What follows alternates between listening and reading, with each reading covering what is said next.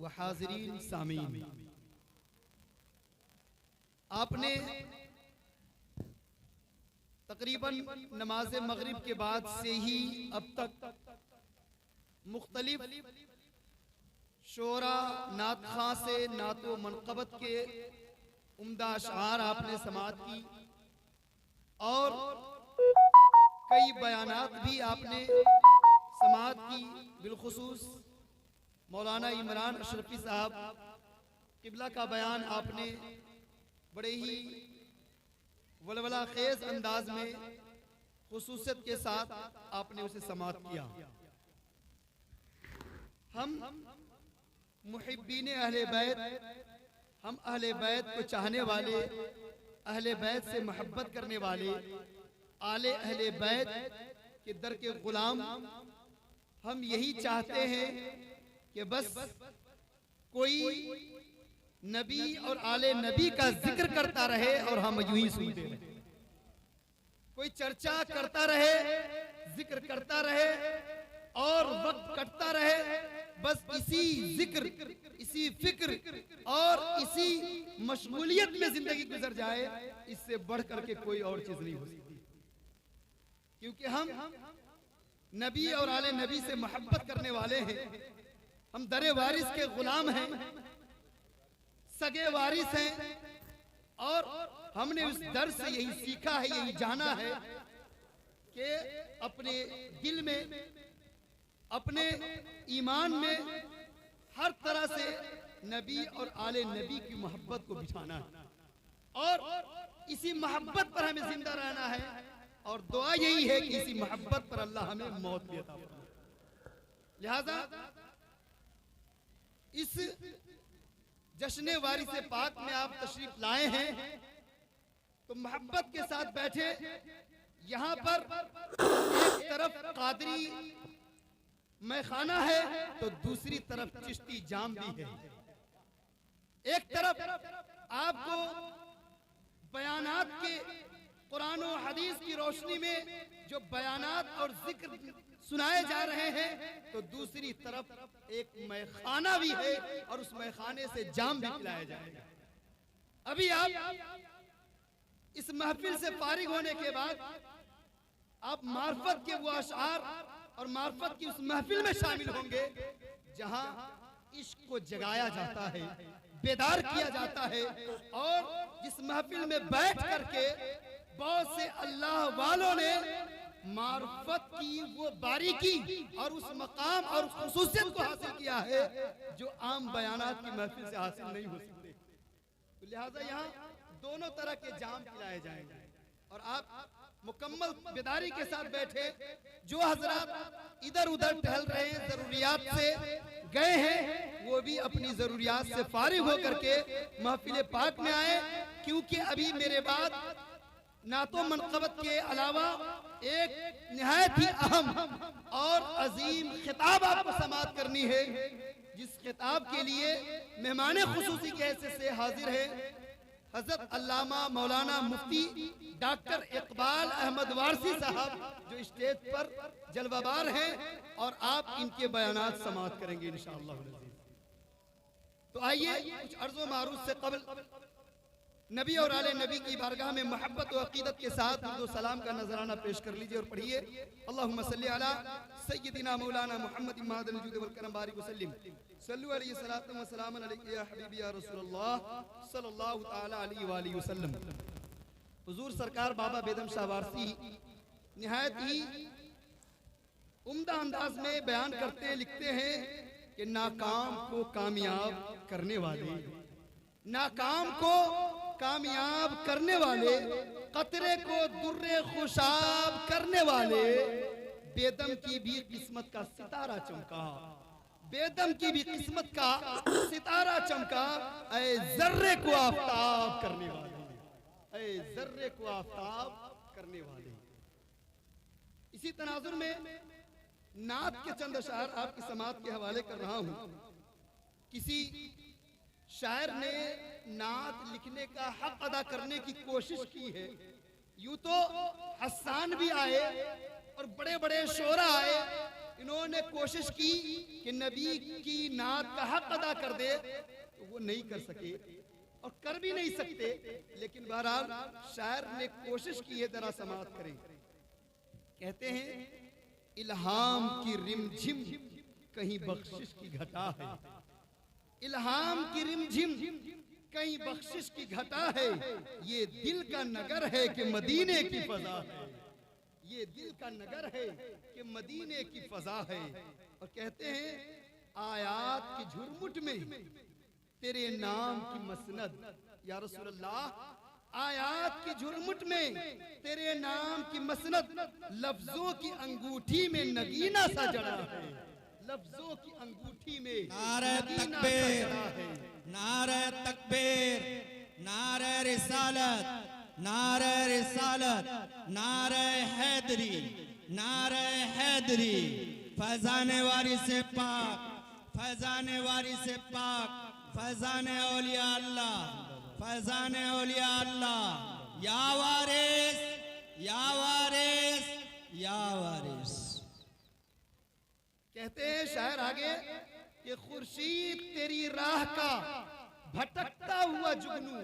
गौर करें कि रसूलुल्लाह सल्लल्लाहु अलैहि वसल्लम की बारगाह कितनी अजीम बारगाह है, कितनी बड़ी बारगाह है कि कहते हैं खुर्शीद तेरी राह का भटकता हुआ जुगनू, महताब तेरा रेज़े नक्शे कफे पा है, महताब तेरा रेज़े नक्शे कफे पा है।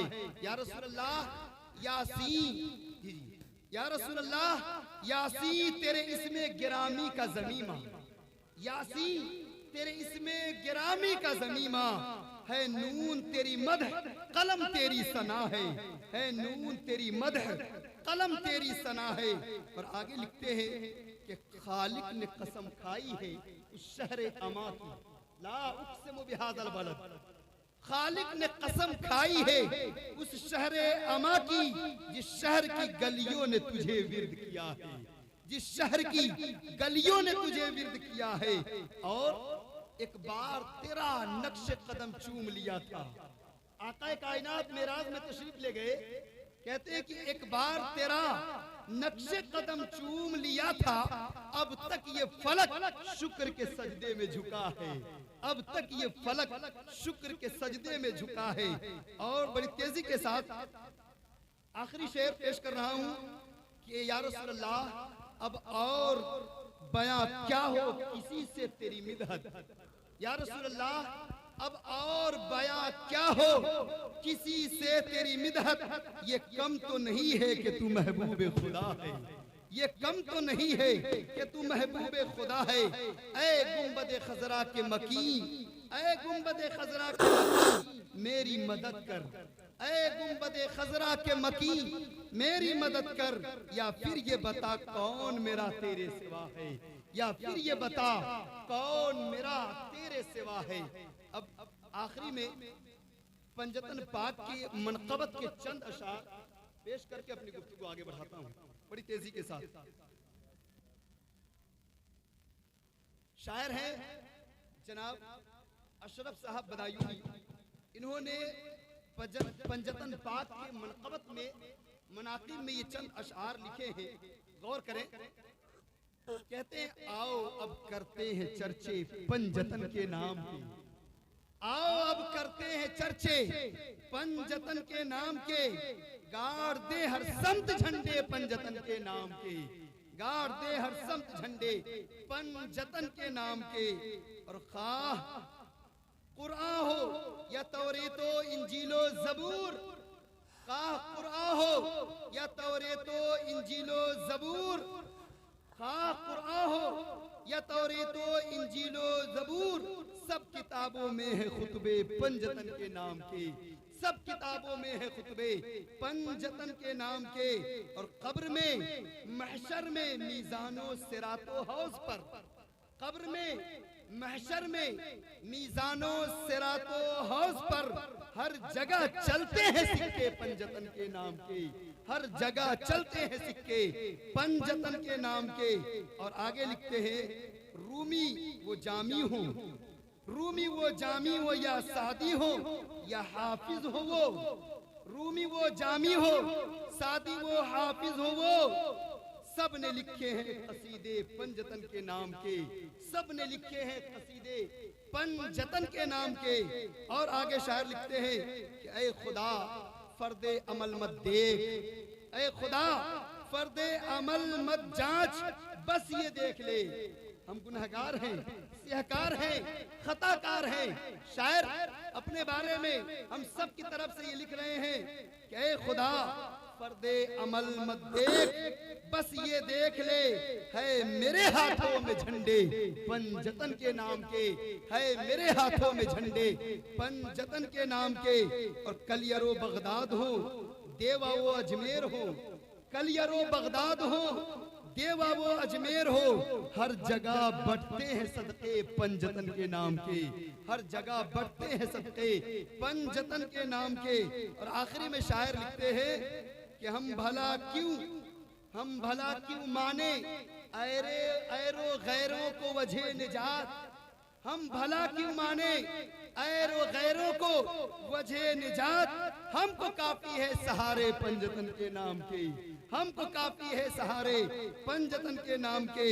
और मक्का में कहते हैं हमको क्या झुलसाएगा सूरज के अशरफ हमने तो, हमको क्या झुलसाएगा सूरज के अशरफ हमने तो, हमको क्या झुलसाएगा सूरज के अशरफ हमने तो। ओढ़ रखे हैं दुशाले पंजतन के नाम के, ओढ़ रखे हैं दुशाले पंजतन के नाम के। दुरूद शरीफ पढ़ लीजिए, अल्लाहुम्मा सल्ली अला सय्यदिना मौलाना मुहम्मद इमादुल जुद वल करम बारिक वसल्लम, सल्लु अलैहि सलातु व सलाम अलैका या हबीबी या रसूलल्लाह सल्लल्लाहु तआला अलैहि व आलिहि वसल्लम। हज़रात मोहतरम, खुतबा मसूना के बाद मैंने कुरान मुक़द्दस की बहुत ही मशहूर व मारूफ आयत करीमा तिलावत की है। आजकल हर जगह सोशल मीडिया का दौर है, सोशल मीडिया पर तो हर तरफ मुख्तलिफ तरीके से एतराज़ व जवाबात के बौछार लगे हुए हैं और हर तरफ इख्तलाफात की वबाएं फैली हुई है, जहां लोग किसी की कोई भी चीज मानने को तैयार नहीं है, किसी भी चीज को तस्लीम करने को तैयार नहीं है। लेकिन जब बात आती है नबी और आले नबी की, जब बात आती है पंजतन पाक की, आले पंजतन की, जब बात आती है अहले बैत अतहार की, तो वो सब के सब जो आपस में एक दूसरे को काफिर कहते हैं, एक दूसरे से इख्तलाफ रखते हैं, एक दूसरे पर फतवा लगाते हैं, लेकिन जब बात पंजतन पाक के मानने वालों की और उनके जिक्र करने वालों की, उनके चर्चा करने वालों की बात आती है, तो पूरा ग्रुप दो ग्रुप में बढ़ जाता है और सब के सब एक साथ होकर के या तो एक ग्रुप वो होता है जो पंजतन पाक से मोहब्बत करने वाला, उनका चर्चा करने वाला होता है, तो दूसरा ग्रुप वो है जो उनसे मुखालफत करने वाला और बुग़्ज़ रखने वाला। तरह तरह के लोग पैदा हो रहे हैं और इख्तलाफात करते रहते हैं। वही इन्हीं इख्तलाफात की इन तमाम अंबारों में, इन तमाम बौछारों में सिलसिले वारसिया को भी बहुत सारे लोगों ने मुख्तलिफ तरीके से जख्म लगाने की कोशिश की, मुख्तलिफ तरीके से इसे जख्मी करने की कोशिश की, मुख्तलिफ तरीके से इसके मानने वाले और इसके पैरोकारों को तकलीफ देने की कोशिश की। लेकिन वो जानते नहीं है कि ये सिलसिला लावारिस नहीं है, हम सब का वारिस सरकार वारिस से पाक है। इसीलिए तो सिलसिले वारसिया में हर एक के पीर सरकार वाली से पाक है। बाकी ये तमाम एहराम पोश फकरा और दीगर तमाम वारसी भाई जो भी सरकार का काम करते हैं, खिदमत करते हैं, दावत और तबलीग पहुंचाते हैं, मोहब्बत का पैगाम आम करते हैं, ये सब के सब सरकार के गुलाम है।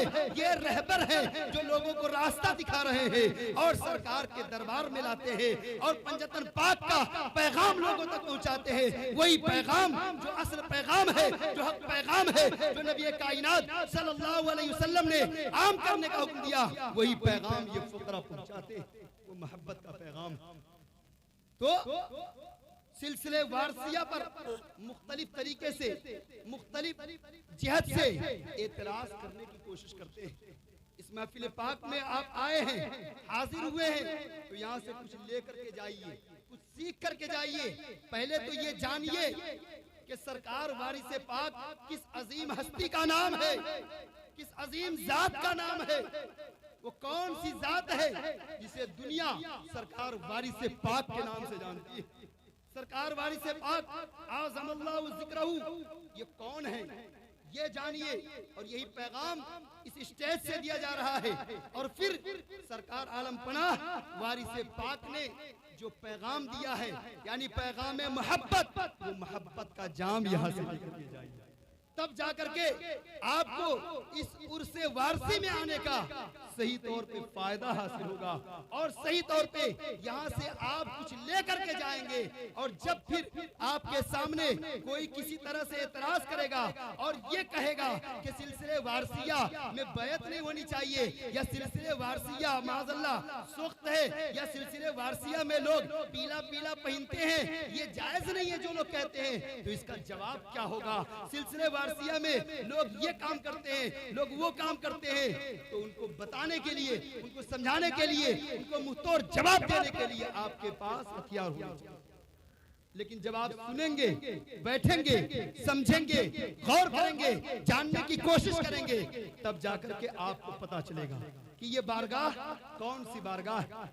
एक शख्स कहने लगा, एक बार बदौली शरीफ में बैठे थे, तो एक शख्स कहने लगा, अरे दरवाजे पे तो देवा शरीफ में लिखा हुआ है आलम पनाह, आलम पनाह लिखा है। जब आलम पनाह लिखा है और वहाँ के हालात ये है कि लोगों ने मुझको निकाल दिया है और मुझको कहा है कि नहीं आप यहाँ नहीं आ सकते हैं, बताइए ये कैसे आलम पनाह हो गए, माज़अल्लाह कैसे आलम पनाह हो गए, किसी को भगा के कैसे रहे हैं।